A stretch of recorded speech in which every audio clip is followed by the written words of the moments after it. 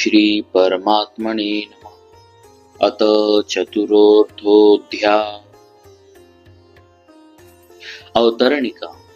श्री भगवान ने दूसरे अध्याय के 39वें श्लोक में अर्जुन जी से कहा कि ज्ञान योग में अपने विवेक के अनुसार विचार पूर्वक चलने से जिस समबुद्धि की प्राप्ति होती है उसी को तू कर्मयोग के विषय में सुन। अर्थात कर्मयोग में निष्काम भाव पूर्वक पर हितार्थ कर्तव्य कर्म करने से यह समबुद्धि कैसे प्राप्त होती है इसे सुन। एषा तेभिहिता सांख्ये बुद्धिर्योगे त्विमां शृणु। फिर कर्मयोग का वर्णन करते हुए प्रसंग अनुसार अर्जुन के प्रश्न करने पर स्थित प्रज्ञ के लक्षण बताकर अध्याय का विषय समाप्त किया। तीसरे अध्याय के आरंभ में अर्जुन ने प्रश्न किया कि आपके मत में जब बुद्धि श्रेष्ठ मान्य है तो फिर आप मुझे घोर कर्म युद्ध में क्यों लगाते हैं। इसके उत्तर में भगवान ने चौथे श्लोक से 29वें श्लोक तक विविध प्रकार से कर्तव्य कर्म करने की आवश्यकता का प्रतिपादन करते हुए सिद्ध किया कि कर्तव्य कर्म करने से ही समबुद्धि प्राप्त होती। फिर 30वें श्लोक में भगवान निष्ठा के अनुसार कर्तव्य कर्म करने की विशेष विधि बताई कि विवेक पूर्वक संपूर्ण कर्मों को मेरे अर्पण करके तथा निष्काम निर्मम और निस्संताप होकर शास्त्र विहित कर्तव्य कर्मों को करना चाहिए। कर्तव्य कर्म करने की इस विधि को अपना मत कहते हुए भगवान ने 31वें से 32वें श्लोकों में अन्वय और व्यतिरेक विधि से अपने इस मत की पुष्टि की तथा 35वें श्लोक में इस विधि के पालन पर विशेष जोर देते हुए कहा कि अपने कर्तव्य का पालन करते हुए मरना भी श्रेयस्कर है। स्वधर्मे निधनम श्रेयः। इस पर अर्जुन ने 36वें श्लोक में प्रश्न किया कि मनुष्य न चाहते हुए भी किससे प्रेरित होकर पाप अकर्तव्य कर बैठता है।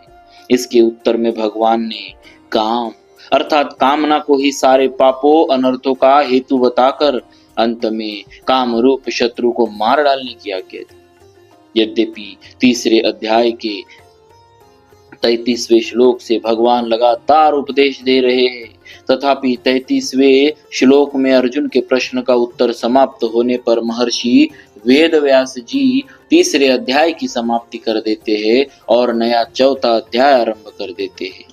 इससे ऐसा मालूम देता है कि अर्जुन के प्रश्न का उत्तर समाप्त होने पर भगवान कुछ समय के लिए रुक जाते हैं।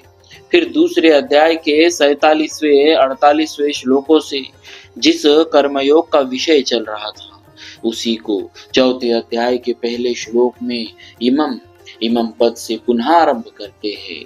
अतः चौथा अध्याय तीसरे अध्याय का ही परिशिष्ट माना जाता है।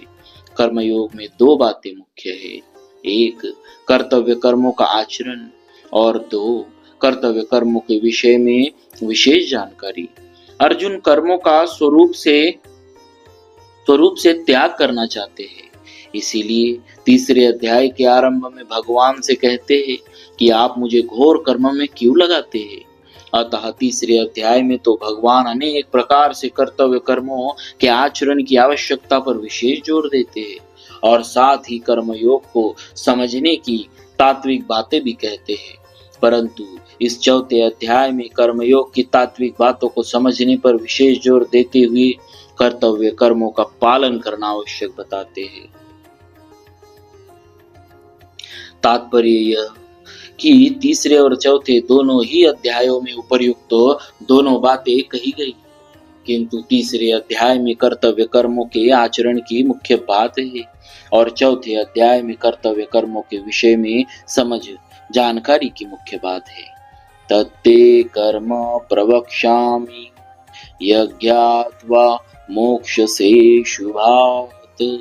जो कर्म अनादि होते हुए भी इस भूमंडल पर जानने वाले विशेष पुरुष के न रहने से बहुत काल से लुप्त प्राय हो गया था, उसी कर्मयोग का वर्णन पुनः आरंभ करते हुए भगवान पहले 3 श्लोकों में कर्मयोग की परंपरा बताकर उसकी अनादिता सिद्ध करते हैं। बोलिए भक्तवत्सल भगवान